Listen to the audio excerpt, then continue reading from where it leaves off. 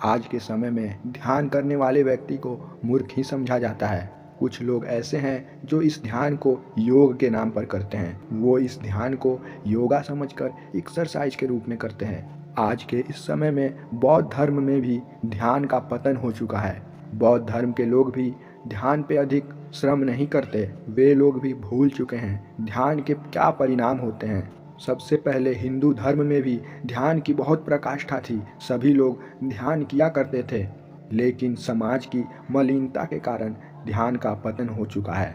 आज के इस कहानी में हम लोग ध्यान के बारे में बहुत ही सरल तरीके से समझेंगे। इससे पहले आप इस कहानी में खो जाएं, इस चैनल को अभी सब्सक्राइब जरूर कर लें। बहुत वक्त पहले, जब इस समाज में एक भी मलिनता नहीं थी, जब बच्चों का बोध अवस्था प्राप्त हो जाता था, उन्हें परिवार के लोग गुरु के आश्रम में भेज दिया करते थे। उस समय में ये जीवन 3 हिस्सों में बटा हुआ था। 5 वर्ष से लेकर 25 वर्ष तक व्यक्ति अखंड ब्रह्मचर्य का पालन करता। 25 के बाद उसकी शादी कर दी जाती और फिर 45 सालों तक वह गृहस्थ आश्रम का पूरी सुदृढ़ता के साथ पालन करता, अपनी जिम्मेदारियों को निभाता। 45 के बाद वो ध्यान भजन करने के लिए अपने संसार का त्याग कर तपस्या के लिए चला जाता। उसी समय में एक गुरु के पास 200 शिष्य रहा करते थे। उन शिष्यों में 3 शिष्यों की 25 वर्ष पूरी हो चुकी थी। उनका आखिरी समय ही चल रहा था। वे तीनों शिष्य गुरु के पास जाते हैं। गुरुदेव, हमारी शिक्षा पूरी होने वाली है, अब आप हमें उपदेश करें। आप जैसा कहेंगे हम लोग आजीवन वैसा ही करेंगे। गुरु ने कहा, कल तुम्हारा 25 वर्ष पूरे हो जाएंगे। कल सुबह में तुम लोग मुझे नदी के पास मिलना। अगली सुबह वो तीनों शिष्य नदी के पास पहुंच जाते हैं। थोड़ी देर बाद गुरु थैले में कुछ लेकर वहां आते हैं। गुरु ने कहा, तुम तीनों कतार में बैठ जाओ और अपनी आंखों को बंद कर लो। आंखें बंद करने के बाद गुरु उन तीनों शिष्यों के चेहरे पर लाल पट्टियां बांध देता है। पट्टियां बांधने के पश्चात उनसे थोड़ी दूर पर वही थैला रख देता है। गुरु ने उन तीनों शिष्यों से कहा, तुमसे कुछ ही दूरी पर एक थैला रखा हुआ है, उसमें एक फल है। तुम्हें ध्यान करके उस फल का नाम बताना है। जिस शिष्य को इसका नाम पता चल जाए वो ध्यान से उठकर मेरे पास आ जाना और इस फल का नाम बताना। वह तीनों शिष्य दृढ़ता के साथ ध्यान में बैठे रहते हैं। 1 घंटे पूरे हो चुके थे। उनमें से कोई शिष्य यह न जान सका उस थैले में कौन सा फल है। 2 घंटे पूरे हो चुके थे। तीसरे घंटे में एक शिष्य ने अपने आंखों से पट्टी हटाई और अपने गुरु के पास पहुंचा।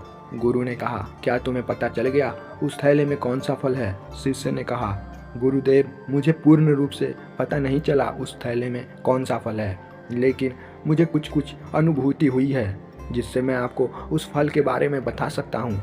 इतने देर ध्यान करने पर मुझे उस फल का बाहरी आवरण लाल कलर का मालूम हो रहा था। उस फल का बाहरी आवरण लाल कलर का है। गुरु ने कहा, और इसके आगे तुम्हें कुछ नहीं दिखा? शिष्य ने कहा, नहीं गुरुदेव, इसके बाद मेरे मन में केवल विचारों का ही आक्रमण हो रहा था। मैं ध्यान में बस इतना ही देख सका। ठीक है, अब तुम मेरे साथ बैठ जाओ। चौथे घंटे में दूसरा शिष्य अपनी पट्टी को खोलता है और गुरु के पास आता है। गुरु ने पूछा, क्या तुम्हें पता चल गया उस थैली में कौन सा फल है? उस शिष्य ने कहा, नहीं गुरुदेव, मुझे पूर्ण रूप से नहीं पता चला उस थैली में कौन सा फल है, लेकिन मुझे कुछ अनुभूतियाँ जरूर हुई है। मैं आपको वो बताता हूँ। उस फल का बाहरी आवरण लाल कलर का है और कठोर है। वह फल ऐसा है, दानेदार फल है। उस फल में बीज नहीं है। गुरु ने कहा, इससे आगे तुम्हें कुछ नहीं दिखा? शिष्य कहता है, नहीं गुरुदेव, इसके बाद मेरे मन में विचारों का आक्रमण ही हो रहा था, इस वजह से मैं ध्यान से उठ गया। 5 घंटे पूरे हो चुके थे। वह शिष्य अभी भी ध्यान में बैठा हुआ था। पिछले 7 घंटों से लगातार वह शिष्य ध्यान में दृढ़ता से बैठा हुआ था। अब शाम होने वाली थी। पूरे 8 घंटों के बाद वह शिष्य अपने आंखों से पट्टी हटाता है और बेहद खुशी के साथ अपने गुरु के पास आता है। गुरु ने कहा, गुरुदेव, मुझे पता चल गया उस थैली में कौन सा फल है। गुरु ने कहा, विस्तार से बताओ कौन सा फल है। शिष्य ने कहा, उसके छिलके लाल कलर के हैं, वो दानेदार फल है, उसमें बीज नहीं है, वो अनार है। गुरु ने कहा, जाओ उस थैले को लेकर आओ। उस थैले में से सच में अनार ही निकले। गुरु ने अब उन तीनों शिष्यों से कहा, आज तुम सबकी पूरे 25 वर्ष पूरे हो चुके हैं। तुम्हें इस थैली के बारे में कोई जानकारी नहीं थी इसमें क्या है, लेकिन तुमने ध्यान के बल पर इसकी संभावनाओं को प्रकट किया और वो 100% सत्य था। जब भी तुम मुसीबत में पड़ जाओ, जब तुम्हें कोई राह न दिखे, तो बस ध्यान में बैठ जाना। जब भी तुम्हारे जीवन में सबसे बुरा वक्त आ जाए, तब ध्यान में ही बैठ जाना। तुम्हारे सारे संकट का हल तुम्हारे सामने दिखने लगेगा।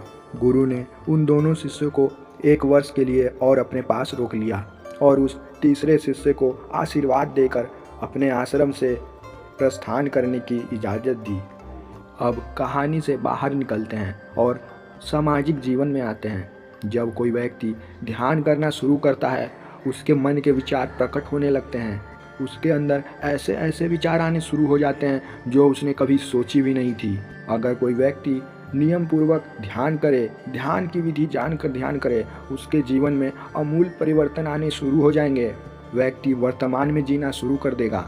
आमतौर पर समाज का हर व्यक्ति भूत और भविष्य की चिंताओं को लेकर बैठ जाता है। जैसे किसी घर में किसी माँ के बच्चे मर गए हों, वह माँ दिन में 1 या 2 बार ये बात जरूर सोचती होगी, मेरा बच्चा मर गया।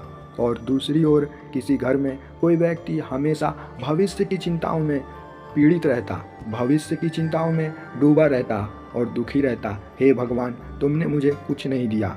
हे भगवान, मेरा इस काम को कर देना, मेरा ये काम कर देना, वो काम कर देना। ये सब केवल मन के मलिन विचारों के कारण ही होता है। जब कोई व्यक्ति ध्यान करना शुरू करता है तो उसके भूत के सारे चिंताएं मिट जाती है। व्यक्ति अब भूत की चिंता नहीं करता, ना उसे भविष्य की फिक्र होती है। मेरे साथ भविष्य में क्या होगा, वो सिर्फ और सिर्फ वर्तमान में ही जीता है।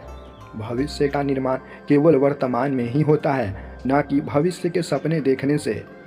जैसे कर्म आप वर्तमान में करोगे, आपका भविष्य वैसा ही बनेगा। आशा करता हूँ आप इस कहानी का उद्देश्य समझ गए होंगे। अगर एक भी व्यक्ति इन बातों पर अमल कर अपने जीवन में उतार ले, तो इस वीडियो की बनाई गई मेहनत सफल हो जाएगी।